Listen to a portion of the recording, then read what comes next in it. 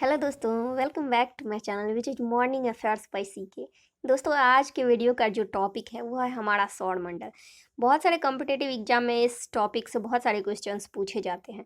तो आज इस वीडियो में हम सौर मंडल से रिलेटेड बहुत सारे क्वेश्चंस का डिस्कस करने वाले हैं और इसका पार्ट 1, 2, 3 और भी आगे आपको देखने को मिलेगा। तो वीडियो को अंत तक देखिएगा और चैनल पर नए हैं तो चैनल को सब्सक्राइब जरूर करिएगा। बढ़ते हैं पहले क्वेश्चन की तरफ। पहला क्वेश्चन है, सौर प्रणाली की खोज किसने की थी? तो सौर प्रणाली की खोज की थी कोपरनिक्स ने। ओके, कोपरनिक्स ने करी थी सौर प्रणाली की खोज 1543 ईस्वी में। ओके, 1543 में करी थी कोपरनिक्स ने सौर प्रणाली की खोज। ओके, अगला क्वेश्चन है, सूर्य के चारों ओर घूमने वाले खगोलीय पिंड क्या कहलाते हैं? सूर्य के चारों ओर घूमने वाले खगोलीय पिंड क्या कहलाते हैं? तो इसका राइट आंसर है बी, ग्रह।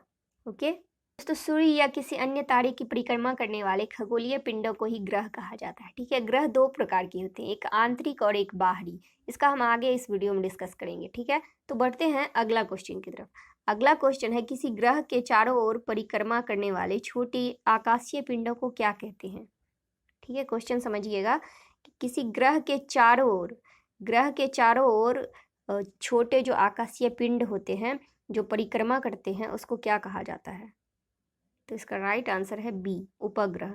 ठीक है, ग्रह के चारों ओर घूमते हैं कौन? उपग्रह। ठीक है, अगला क्वेश्चन है, ग्रह की गति का नियम किसने प्रतिपादित किया था? तो इसका राइट आंसर है सी, केपलर। ओके, ग्रह की गति का नियम जो प्रतिपादित किया था वो था केपलर। ओके, अगला क्वेश्चन है, सौर मंडल में कुल कितने ग्रह हैं? ये क्वेश्चन तो छोटा है लेकिन बहुत बार ना लोग कंफ्यूज हो जाते हैं कि इसका 8 आंसर होगा या 9 होगा। ठीक है, तो इसका राइट आंसर होगा 8। पहले ना 9 था, 2006 से पहले 9 ग्रह थे सौर मंडल में कुल, लेकिन 2006 के बाद ना 8 हो गए हैं। ठीक है, इसके इंपॉर्टेंट पॉइंट्स को देखिए। प्रारंभ में हमारे सौर मंडल में 9 ग्रह थे, लेकिन वर्ष 2006 में अंतर्राष्ट्रीय खगोलीय संघ IAU ने यम को एक बौना ग्रह घोषित किया। ठीक है, इसीलिए अब हमारे सौर मंडल में केवल 8 ग्रह रह गए हैं। ठीक है, 2006 से पहले 9 ग्रह था, इसलिए बहुत सारे लोगों को कन्फ्यूजन भी हो जाता है कि 9 है या 8 है। तो 8 ग्रह हैं। ओके, उन 8 ग्रह का नाम क्या क्या है? बुध, मरकरी यानी Shukra, Venus, Prithvi, Earth, Mangal, Mars, Brihaspati, Jupiter, Shani, Saturn, Arun, Uranus और वरुण, नेपच्यून। ओके, सबसे बड़ा ग्रह कौन सा है? बृहस्पति। सबसे छोटा ग्रह कौन सा है? बुध। सबसे चमकीला ग्रह कौन सा है? शुक्र। देखिए, ये जो तीनों क्वेश्चन है ये आपको याद रखने हैं, ये बहुत बार एग्जाम में पूछा जाता है। ठीक है, सबसे बड़ा, सबसे छोटा, सबसे चमकीला। फिर पृथ्वी की जुड़वा बहन किस ग्रह को कहा जाता है? तो ये शुक्र को कहा जाता है। ओके, ठीक है, अगला क्वेश्चन है, निम्नलिखित में से कौन सौर मंडल का भाग नहीं है? तो ग्रह भी है, धूमकेतु भी है, ये निहारिका जो ये नहीं है। ठीक है, तो इसका राइट आंसर हो जाएगा ए, सौर मंडल का भाग नहीं है निहारिका। ओके, अगला क्वेश्चन है, अंतरिक्ष में कुल कितने तारामंडल हैं? देखिए, ये मोस्ट इंपोर्टेंट क्वेश्चन है, आपको याद रखने हैं। अंतरिक्ष में कुल कितने तारामंडल हैं? तो 89। ओके, सी आंसर राइट होगा इसका। 89 तारामंडल है अंतरिक्ष में कुल। ओके, आकाश में कुल 89 तारामंडल है। इनमें से सबसे बड़ा तारामंडल देखिए सेंटारस है। ओके, जिसमें 94 तारे हैं, ये भी आपको याद रखना है। ओके, सबसे बड़ा तारामंडल सेंटारस। और अंतरिक्ष में कुल कितने तारामंडल हैं? 89।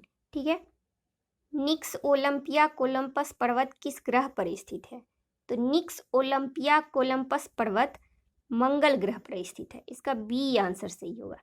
ठीक है, निक्स ओलंपिया कोलंपस पर्वत, ये आपको नाम याद रखने हैं। ठीक है, मंगल ग्रह पे है। ओके, यह मंगल की सतह से लगभग 24 किलोमीटर की ऊंचाई तक है तथा हमारे सौर मंडल का सबसे बड़ा पर्वत भी है। ठीक है, इसका नाम क्या है? नाम तो आपने देख ही लिया, इसका नाम है निक्स ओलंपिया कोलंपस पर्वत। ओके, ये मंगल ग्रह पे है। अगला क्वेश्चन है, पार्थिव ग्रहों की संख्या कितनी है?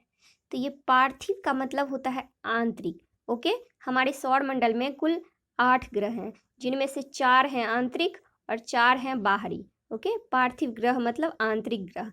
तो ये कह रहा है क्वेश्चन कि पार्थिव ग्रहों की संख्या कितनी है?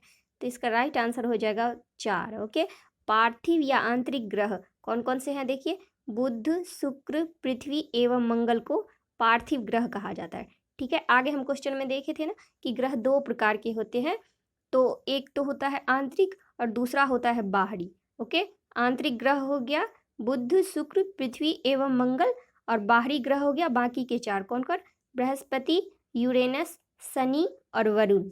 ओके, ये आपको याद रखना है, नोट कर लेना है। ठीक है, अगला क्वेश्चन है निम्नलिखित में से किन दो ग्रहों को छोड़कर शेष सभी ग्रह सूर्य के चारों ओर वामाव्रत घूमते हैं, यानी कि लेफ्ट साइड से घूमते हैं। ओके, दो ग्रह को छोड़कर बाकी के 6 जो हैं वो लेफ्ट साइड से घूमते हैं, और बाकी के 2 जो हैं वो राइट साइड से घूमते हैं। तो वो कौन से ग्रह हैं? तो इसका राइट आंसर हो जाएगा ए, शुक्र और अरुण। ठीक है, शुक्र और अरुण जो है ये दोनों बस राइट साइड से घूमते हैं सूर्य के, और बाकी के 6 जो हैं वो लेफ्ट साइड से घूमते हैं। ओके, अगला क्वेश्चन है सौर मंडल का जन्मदाता किसे कहा जाता है? तो सौर मंडल का जन्मदाता सूर्य को कहा जाता है। ठीक है, ओके, अगला क्वेश्चन है ब्रह्मांड में विस्फोटी तारा कहलाती है, धूमकेतु, उल्का, अभिनव तारा क्या कहलाती है? ब्रह्मांड में विस्फोटी तारा को अभिनव तारा कहा जाता है। ओके, अगला क्वेश्चन है किसने खोज की कि पृथ्वी सूर्य के चारों ओर घूमती है? ठीक है, ये तो आपको पता ही होगा, पृथ्वी सूर्य के चारों ओर घूमती रहती है, तो इसका पता किसने लगाया? तो इसका राइट आंसर है बी, कॉपरनिकस ने। ओके, अगला क्वेश्चन है निम्नलिखित में से कौन सा ग्रह नहीं है जिसे प्राचीन भारतीय ग्रह मानते थे? इन सारे ऑप्शंस में से कौन सा एक ग्रह नहीं है जिसे प्राचीन भारतीय जो है वो ग्रह मानते थे? तो इसका राइट आंसर होगा ए, सूर्य। सूर्य एक तारा है, ये ग्रह नहीं है। ओके, सूर्य का प्रमुख संघटक है, तो इसका राइट आंसर है बी, हाइड्रोजन और हीलियम। ठीक है, सूर्य का प्रमुख संघटक है हाइड्रोजन और हीलियम। कभी कभी इसका परसेंटेज भी पूछ देता है कि हाइड्रोजन कितना परसेंट और हीलियम कितना परसेंट। तो हाइड्रोजन है 74%, ओके, और हीलियम है 25%। ठीक है, सूर्य के मध्य के भाग को क्या कहा जाता है? तो सूर्य के मध्य के भाग को यानी बीच के भाग को कहा जाता है प्रकाश मंडल। ठीक है, ये आंसर इसका सही हो जाएगा। दोस्तों, हमारे घर में जो ट्यूब लाइट होता है उसके बीच आप देखते हैं ना फिलामेंट होता है जिससे लाइट निकलती रहती है, प्रकाश निकलती रहती है। उसी तरह से सूर्य का जो बीच का जो भाग होता है उससे प्रकाश निकलती है, उसका नाम होता है प्रकाश मंडल, उसको कहते हैं। ठीक है, सूर्य के मध्य भाग को प्रकाश मंडल कहते हैं। और उसके ऊपरी भाग को क्या कहा जाएगा? उसके ऊपरी भाग को कहा जाता है वर्णमंडल। ठीक है, ये आपको याद रखना है। ओके, अगला क्वेश्चन है सूर्य सदा पूरब में क्यों निकलता है? देखिए, ये बहुत ही ज़्यादा इंपॉर्टेंट क्वेश्चन है। सूर्य पूरब से ही क्यों निकलता है? बहुत बार हमारे दिमाग में ये ख्याल आता होगा कि पूरब से ही क्यों निकलता है, तो इसका राइट आंसर हो जाएगा सी। ओके, पृथ्वी पश्चिम से पूरब की ओर घूमती है। ठीक है, इसीलिए सूरज जो है वो पूरब में निकलता है। पृथ्वी पश्चिम से पूरब की ओर घूमती है। ओके, ये आपको याद रखना है, पूरब से नहीं, पश्चिम से पूरब की ओर पृथ्वी घूमती रहती है, इसीलिए सूर्य सदा पूरब में ही निकलता है। ओके, नॉर्वे में अर्धरात्रि के समय सूर्य कब दिखाई देता है? तो नॉर्वे में अर्धरात्रि के समय सूर्य दिखाई देता है कब?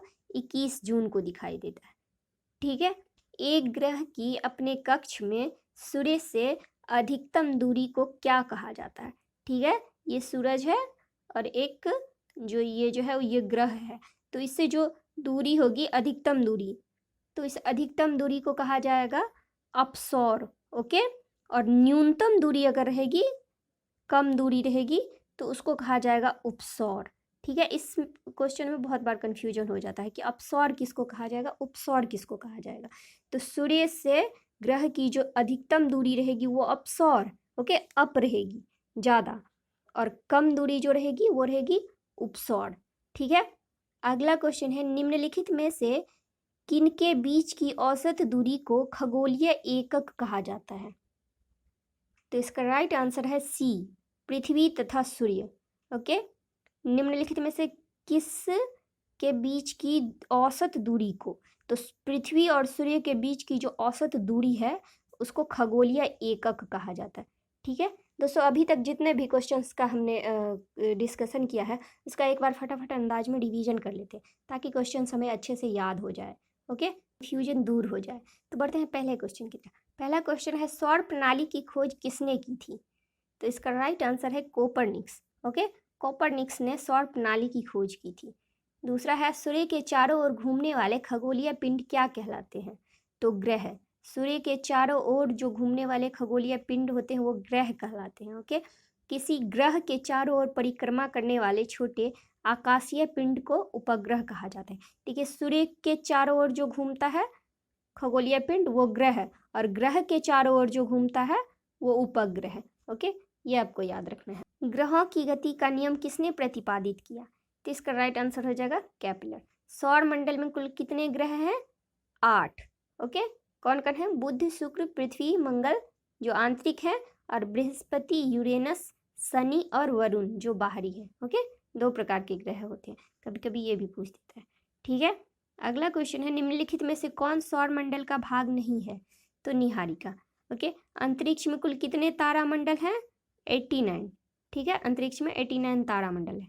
ओके, निक्स ओलंपिया कोलंबस पर्वत किस ग्रह पर स्थित है? तो ये मंगल ग्रह पे स्थित है। ओके, पार्थिव ग्रहों की संख्या कितनी है? यानी आंतरिक, पार्थिव मीन्स आंतरिक, तो पार्थिव ग्रहों की संख्या कितनी है? 4। ठीक है, 4 आंतरिक और 4 बाहरी। निम्नलिखित में से किन 2 ग्रहों को छोड़कर से सभी ग्रह सूर्य के चारों ओर वामाव्रत घूमते हैं, यानी लेफ्ट साइड में घूमते हैं? तो शुक्र और अरुण। शुक्र और अरुण राइट साइड से घूमते हैं, और बाकी 6 जो है वो लेफ्ट साइड से घूमते हैं। ठीक है, अगला क्वेश्चन है सौर मंडल का जन्मदाता किसे कहा जाता है? तो सूर्य को कहा जाता है। ठीक है, ब्रह्मांड में विस्फोटी तारा कहलाती है अभिनव तारा। ये भी आपको याद रखना है, ब्रह्मांड में विस्फोटी तारा कहलाती है अभिनव तारा। किसने खोज की कि पृथ्वी सूर्य के चारों ओर घूमती है? ये तो हमको पता ही है, लेकिन खोज इसकी किसने की? तो कोपरनिक्स ने की है। ओके, ये नाम आपको याद रखना है। अगला क्वेश्चन है निम्नलिखित में से कौन सा ग्रह नहीं है जिसे प्राचीन भारतीय ग्रह मानते थे? तो इसका राइट आंसर होगा सूर्य। सूर्य एक तारा है। सूर्य का प्रमुख संघटक है हाइड्रोजन और हीलियम। कितना कितना परसेंट? 74% हाइड्रोजन और 25% हीलियम। ठीक है, सूर्य के मध्य भाग को क्या कहा जाता है? प्रकाश मंडल, जहाँ से प्रकाश निकलती है। ओके, और बाहरी भाग को वर्णमंडल। ठीक है, सूर्य सदा पूरब से ही क्यों निकलता है? तो पृथ्वी पश्चिम से पूरब की ओर घूमती है। ठीक है, ऐसे आपको याद रखना है। सूरज पूरब से निकलता है क्योंकि पृथ्वी जो है वो पश्चिम से घूमती है पूरब की दिशा में। ठीक है, तो दोनों क्वेश्चन आपको याद हो जाएगा अच्छे से। नॉर्वे में अर्धरात्रि के समय सूर्य कब दिखाई देता है? तो नॉर्वे में अर्धरात्रि के समय यानी आधी रात को 21 जून को सूरज दिखाई देता है। ठीक है, एक ग्रह की अपने कक्ष में सूर्य से अधिकतम दूरी ज़्यादा दूरी रहेगी तो अपसौर, और कम दूरी रहेगी तो उपसौर। ओके, अगला क्वेश्चन है निम्नलिखित में से किनके बीच की औसत दूरी को खगोलीय एकक कहा जाता है? तो पृथ्वी तथा सूर्य के जो बीच की औसत दूरी है उसको खगोलीय एकक कहा जाता है।